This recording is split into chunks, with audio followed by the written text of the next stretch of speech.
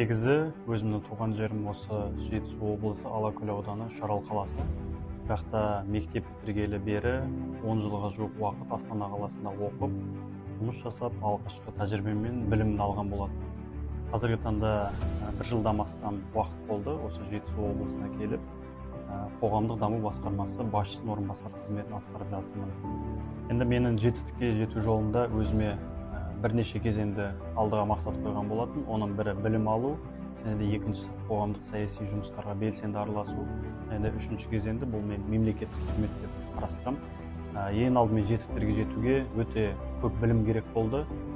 Соның мақсат тұтып, мен осы 2 жоғары білім, магистратура және докторантураны оқыған болатынмын. Астана қаласында Лев Николаевич Гумилев атындағы Еуразия ұлттық университетінде. Одан бөлек қоғамдық саяси жұмыстармен мен волонтерлік, жастар ұйымдарында, Астана қалалық деңгейде, республикалық деңгейде бірқатар қызметтерді атқардым. Сонымен қатар білім және ғылым министрлігі жанындағы жастар жөніндегі кеңестің төрағасы болдым. Кейіннен осы барлық тәжірибем жинай келе мемлекеттік қызметке ауысуға себеп болды.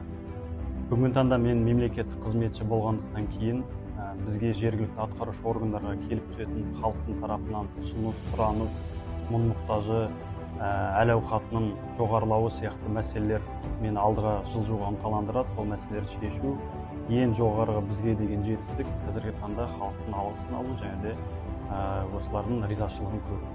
Әр адамның өмір жолында үлгі тұтатын адамдар бар, бірақ та мен енді қазір нақты бір адамды айта алмаймын, бірақ та мен үшін үлгі тұтатын адамдар бұл еңбек адамдары. Кез келген салада, кез келген орында жетістікке жетіп, елге, мемлекетке пайдасын тигізіп, ешқандай кедергіге, сылтауға қарамай, тек алға жүретін азаматтардың барлығын мен өзіме үлгі тұтамын.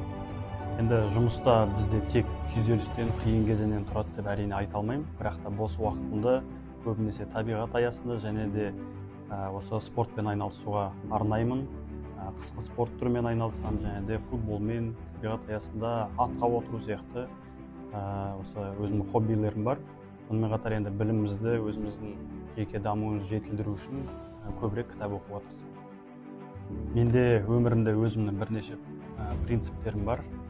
Сол мені әрдайым дұрыс шешім қабылдауға, нақты алдыға жүруге жетелейді. Ол бізде біріншісі жауапкершілік, адалдық және де осы өзімнің таңдаған жұмысыма жаңағы бір бағытта мемлекеттік саясатты іске асыруды таңдағаннан кейін осы бағытта бар күш-жігерімді, білімді, тәжірибемді салсам, осыған берсем деген өзімнің ойым бар.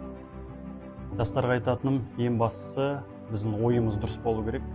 Ел үшін, жер үшін, мемлекет пен халық үшін қызмет етемін деген біздің ұлы арманымыз, мақсатымыз болу керек. Және сол жолда сынбай барлық кедергілерді жетіп, түбінде нәтиже жоғары бір биік белестерге жетемізге сенуіміз керек. Енді мен өзімді жаңа форматтағы мемлекеттік қызметші деп есептеймін. Себебі 10 жылға жуық уақыт қоғамдық ұйымдарда, азаматтық қоғам саласында жүргеннен кейін осы мемлекеттік қызметке келіп, әділетті Қазақстан құру жолында еңбек етуді жоспарлап отырмын.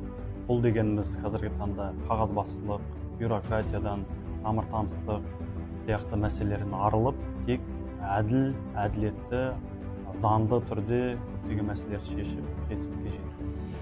Менің өмірімде ең басты жетістік бұл ата-анамның үмітін ақтау, және маған сенген жалпы қоғамның бетін жерге қаратпау, және маған артылған сенімді жауапкершілікпен атқару.